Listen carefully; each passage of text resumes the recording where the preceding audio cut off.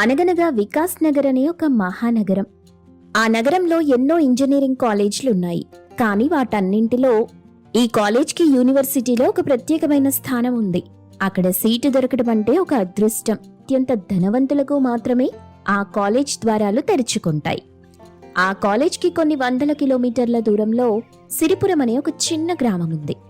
ఆ గ్రామంలో వెంకటయ్య అనే ఒక పేద చేనేత కార్మికుడున్నాడు.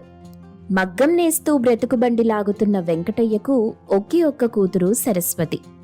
సరస్వతికి చిన్నప్పటి నుండి చదువంటే ప్రాణం. ప్రభుత్వ బడిలో చదివిన ఆమె 10వ తరగతి, ఇంటర్మీడియట్ రెండింటిలోనూ రాష్ట్ర స్థాయి ర్యాంకులు సాధించింది. ఆమె కల ఒక్కటే, గొప్ప ఇంజనీర్ అయి తన తండ్రి కష్టాన్ని తీర్చాలి, తన గ్రామానికి పేరు తేవాలి. ఇదిలా ఉండగా సరస్వతికి పట్నంలో ఇన్స్టిట్యూట్ ఆఫ్ టెక్నాలజీ ఇంజనీరింగ్ కళాశాలలో సీట్ వచ్చింది. సరస్వతి ఆనందించింది. ఆమా సరస్వతి, ఆ పట్నం కాలేజీలో సీట్ వచ్చిందని మురిసిపోతున్నావు గాని అక్కడ మనలాంటి పేదోళ్ళు నెగ్గుకు రాగలరా తల్లి?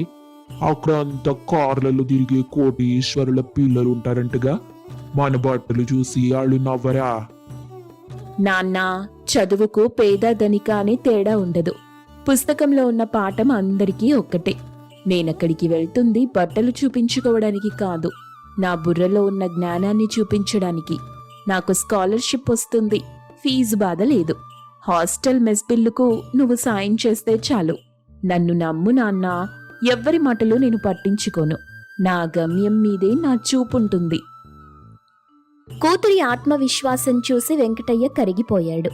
తన దగ్గర దాచుకున్న కొద్దిపాటి సొమ్ము ఊళ్ళో తెలిసిన వాళ్ల దగ్గర అప్పు చేసి సరస్వతిని పట్నం బస్ ఎక్కించాడు. కాలేజ్లో అది మొదటి రోజు. గేటు ముందు ఖరీదైన కార్ల రద్దీ. ఆ వాతావరణం చూస్తుంటే అదొక చదువుల గుడిలా కాకుండా ఒక ఫ్యాషన్ ప్రపంచంలా ఉంది. ఆ రద్దీలో ఒక మూలగా ఆటో దిగి, చేతిలో ఒక పాత నల్లని బ్యాగు, ఒంటిమీద సాధారణమైన కాటన్ దుస్తులతో అడుగుపెట్టింది సరస్వతి. ఆమె వేషధారణ అక్కడున్న వాళ్లకి పూర్తి భిన్నంగా ఉంది. కొందరు ఆమెను వింతగా చూశారు, కొందరు నవ్వుకున్నారు. కాని సరస్వతి అవేం పట్టించుకోకుండా నేరుగా నోటీస్ బోర్డు వైపు నడిచింది. అదే సమయంలో లేటెస్ట్ మోడల్ కారొకటి వేగంగా వచ్చి అక్కడ ఆగింది. అందులో నుండి దిగింది సింధూజ. సింధూజ ఆ నగరంలోనే పేరు మోసిన రియల్ ఎస్టేట్ టైకూన్ కూతురు. ఆమె అడుగులో దర్పం, కళ్లలో అహంకారం స్పష్టంగా కనిపిస్తాయి. ఆమె వేసుకున్న బ్రాండెడ్ బట్టలు, కళ్లజోడు, చేతి గడియారం అన్నీ లక్షలు విలువ చేసేవే. ఆమె కిందకి దిగగానే 4 అమ్మాయిలు ఆమె చుట్టూ చేరారు. సింధూజ కాలేజ్లో అడుగు పెడుతుంటే అందరూ ఆమె వైపే చూస్తున్నారు. అది ఆమెకు ఎంతో ఇష్టం. గాడ్, ఈ ఎండేంటి ఇంత దారుణంగా ఉంది?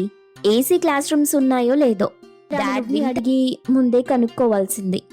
అయినా ఈ కాలేజ్లో స్టాండర్డ్స్ బాగుంటాయని వచ్చాను. నా రేంజ్ వాళ్ళెవరైనా ఉంటారో లేదో చూడాలి. మొదటి సంవత్సరం ఎలక్ట్రానిక్స్ క్లాస్ రూమ్. దాదాపు 60 మంది విద్యార్థులున్నారు.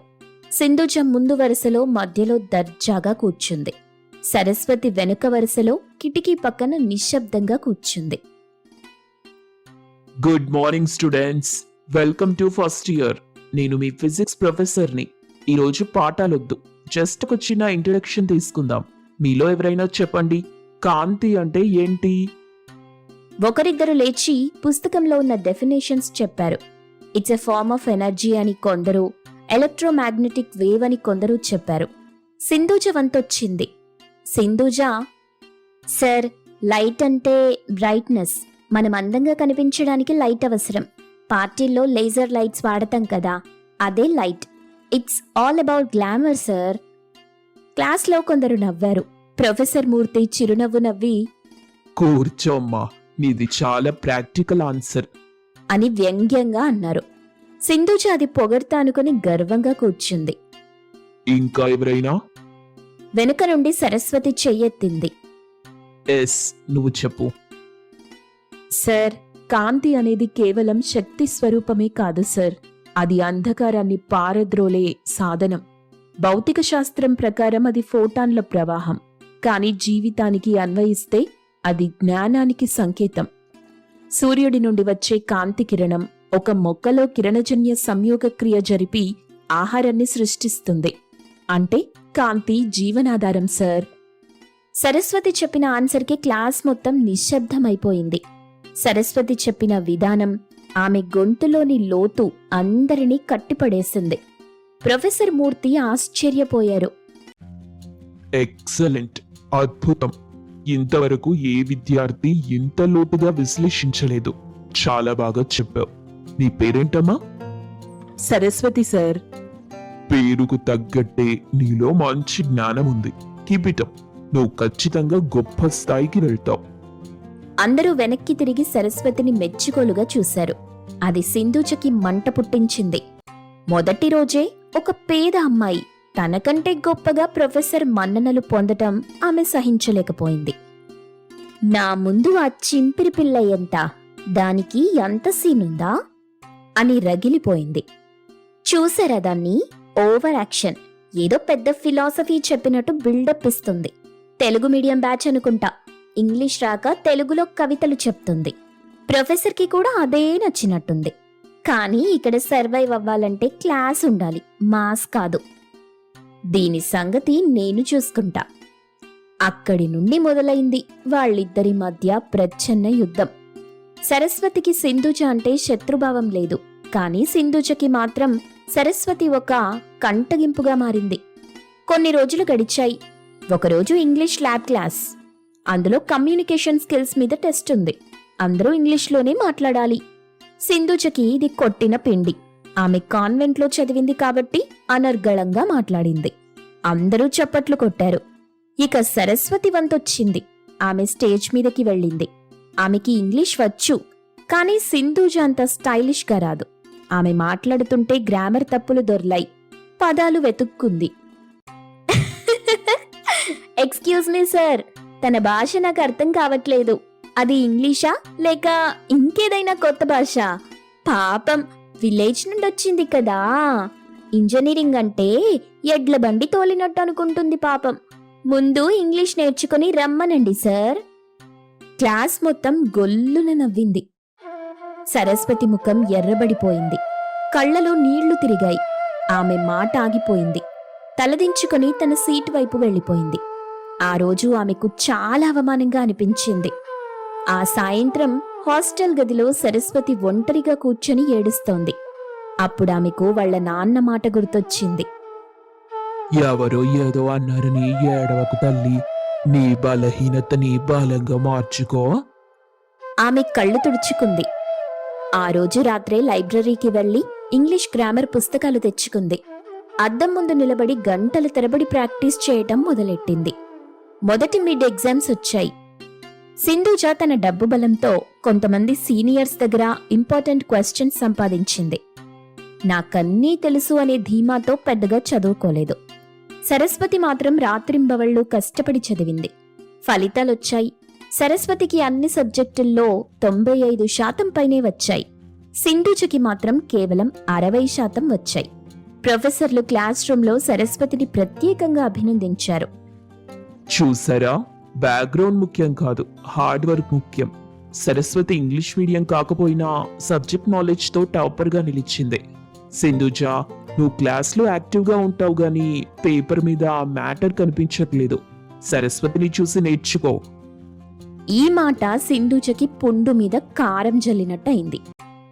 నన్ను ఆ సరస్వతిని చూసి నేర్చుకోమంటారా? నన్ను అవమానిస్తారా అని పగ పెంచుకుంది. ఈ సరస్వతిని ఇలా వదిలేస్తే నా నెత్తి మీదకెక్కుతుందే. నెక్స్ట్ వీక్ జరిగే టెక్ ఫెస్ట్ లో దాని పని పట్టాలి. దాన్ని కాలేజ్లో తలెత్తుకోకుండా చెయ్యాలి. టెక్ ఫెస్ట్ రాని వచ్చింది. కాలేజ్లో పెద్ద ఎత్తున ప్రాజెక్ట్ ఎగ్జిబిషన్ జరుగుతోంది. సరస్వతి చాలా తక్కువ ఖర్చుతో వ్యవసాయానికి ఉపయోగపడే ఒక ఆటోమేటిక్ ఇరిగేషన్ సిస్టమ్ను తయారు చేసింది. అది ఒక చిన్న రోబోట్ లాంటిది. ఎగ్జిబిషన్ మొదలయ్యే గంట ముందు సరస్వతి లంచ్ చేయడానికి వెళ్ళింది.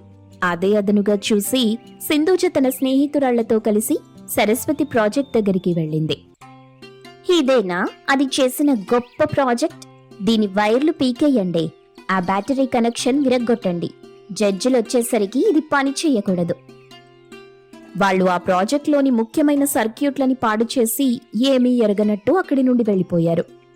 సరస్వతి తిరిగొచ్చి చూసేసరికి తన ప్రాజెక్ట్ చిందరవందరగా పడుంది.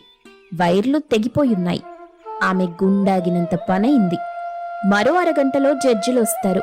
ఇప్పుడేం చెయ్యాలి? ఏడవడానికి కూడా సమయం లేదు. తనలో తాను, ఇది ఖచ్చితంగా సింధూజ పనే. కానీ ఇప్పుడు నిరూపించడం వల్ల లాభం లేదు. నా ప్రాజెక్ట్ నిలబడాలి. నాన్న కష్టం వృధాగా పోకూడదు. సరస్వతిలో ఉన్న ఇంజనీర్ నిద్రలేచింది. ఆమె తన దగ్గరున్న స్పేర్ వైర్లు, చిన్న టేప్ ముక్కలు, పిన్నులు తీసుకుంది. తెగిపోయిన సర్క్యూట్ని మళ్లీ అతికించడానికి సాల్డరింగ్ గన్ లేదు. అప్పుడు ఆమె తన జుట్టుకి పెట్టుకునే హెయిర్ పిన్ తీసుకొని దాన్ని కొవ్వొత్తితో వేడి చేసి సాల్డరింగ్ రాడ్లాగా వాడి వైర్లు అతికించింది. అద్భుతమైన సమయస్ఫూర్తితో 20 నిమిషాల్లో ప్రాజెక్ట్ని మళ్లీ పనిచేసేలా చేసింది. జడ్జిలు వచ్చారు. వాళ్లలో ఐఐటి ప్రొఫెసర్లు కూడా ఉన్నారు. సింధూజ దూరంగా నిలబడి సరస్వతి ప్రాజెక్ట్ పనిచేయదని నవ్వుకుంటూ చూస్తున్నారు. ఓకే సరస్వతి, నీ ప్రాజెక్ట్ ఏంటి? డెమో చూపించు. సరస్వతి స్విచ్ ఆన్ చేసింది. మోటార్ రన్ అయింది. సెన్సార్లు పనిచేశాయి. నీళ్లు ఖచ్చితంగా మొక్కలకి అందాయి. Project success. వావ్, చాలా సింపుల్ గా ఎఫెక్టివ్ గా ఉంది. కానీ ఇక్కడ వైర్లు ఇలా టేప్ వేసున్నాయేంటి? సింధూజ వైపు ఒకసారి చూసి సరస్వతి చిరునవ్వుతో, సార్, వచ్చేటప్పుడు చిన్న ప్రమాదం జరిగింది. కానీ రియల్ లైఫ్లో సమస్యలొస్తే ఆగిపోకూడదు కదా సార్. అందుకే ఉన్న వాటితోనే రిపేర్ చేశాను. ఎక్సలెంట్. నీ ప్రాజెక్ట్ కంటే నీ యాటిట్యూడ్ మాకు బాగా నచ్చింది. You are the winner. Announcement రాగానే హాల్ మొత్తం చప్పట్లతో మారుమోగిపోయింది. సరస్వతికి బెస్ట్ ఇన్నోవేటర్ అవార్డు వచ్చింది. సింధూజ మొహం మాడిపోయింది. తను తీసిన గోతిలో తనే పడ్డట్టయింది. తన కుట్ర వల్ల సరస్వతికి మరింత మంచి పేరొచ్చింది. అలా మొదటి సంవత్సరం చివరికొచ్చింది. ఫైనల్ ఎగ్జామ్స్ జరిగాయి. సరస్వతి రాత్రింబవళ్ళు చదివింది. సింధూజ మాత్రం సరస్వతి మీద ద్వేషంతో చదువుని పక్కన పెట్టింది. ఫలితాల రోజు కాలేజ్ నోటీస్ బోర్డు దగ్గర విద్యార్థులు ఎగబడుతున్నారు. సరస్వతి వెళ్లి చూసింది. తన పేరు అందరికంటే పైనుంది. 9.8 పాయింట్స్. First rank. సింధూజ తన రిజల్ట్ చూసుకుంది. ఆమె చాలా సబ్జెక్ట్స్లో బార్డర్ పాస్ అయింది. ఒక సబ్జెక్ట్లో ఫెయిల్ అయ్యే పరిస్థితి నుండి త్రుటిలో తప్పించుకుంది. ఆమె ర్యాంక్ ఎక్కడో అట్టడుగునుంది. అందరూ సరస్వతిని చుట్టుముట్టి కంగ్రాట్స్ చెప్తున్నారు. సింధూజ ఒంటరిగా అవమానంతో అక్కడి నుండి వెళ్లిపోబోతుంటే సరస్వతి ఆమెను పిలిచింది. సింధూజా! సింధూజ ఆగిపోయింది. వెనక్కి తిరగలేదు. థ్యాంక్స్ సింధూజా. ఎందుకు? ఎగతాళి చేయడానికా? కాదు, నిజంగానే. నువ్వు నన్ను ఇబ్బంది పెట్టకపోతే నాలో ఇంత పట్టుదలొచ్చేది కాదు. నువ్వు నా ఇంగ్లీష్ని ఎగతాళి చేశావు కాబట్టే నేను నేర్చుకున్నాను. నువ్వు నా ప్రాజెక్ట్ని పాడు చేశావు కాబట్టే నేను రిపేర్ చేయటం నేర్చుకున్నాను. నా గెలుపులో సగం క్రెడిట్ నీదే. మనం స్నేహితులం ఎందుకు కాకూడదు? సరస్వతి మాటలకు సింధూజలో మాట రాలేదు. ఆమెలో మొదటిసారి తన ప్రవర్తన పట్ల సందేహం కలిగింది. కాని అహంకారం ఆమెను ఓటమిని ఒప్పుకోనివ్వలేదు. ఈ ఒక్క గెలుపుతో మురిసిపోకు సరస్వతి. ఇది కేవలం ఫస్ట్ ఇయర్ మాత్రమే. ఇంకా 3 ఏళ్లున్నాయి. ఇంకా ఆట అయిపోలేదు. నెక్స్ట్ టైం నేను నిన్ను దాటుతాను, గుర్తుపెట్టుకో. సింధూజ విసురుగా తన కారు వైపు వెళ్లిపోయింది. సరస్వతి చిరునవ్వుతో ఆమె వైపు చూస్తూ నిలబడిపోయింది. ఆమెకు తెలుసు, సింధూజ తనని శత్రువుగా చూస్తున్నా ఆ పోటీతత్వం ఇద్దరికీ మంచే చేస్తుందని. సరస్వతి ఆనందంగా తన నాన్నకి ఫోన్ చేసింది. నాన్నా, నేను గెలిచాను అని చెప్తుంటే ఆమె కళ్లలో ఆనంద బాష్పాలు రాలాయి. ఇది సరస్వతి సింధూజల ప్రయాణంలో మొదటి మలుపు మాత్రమే. రాబోయే రోజుల్లో సింధూజ ఎలాంటి సవాళ్లు విసురుతుంది? సరస్వతి వాటిని ఎలా ఎదుర్కొంటుంది? వాళ్ల మధ్య వైరం స్నేహంగా మారుతుందా లేక యుద్ధంలా మారుతుందా?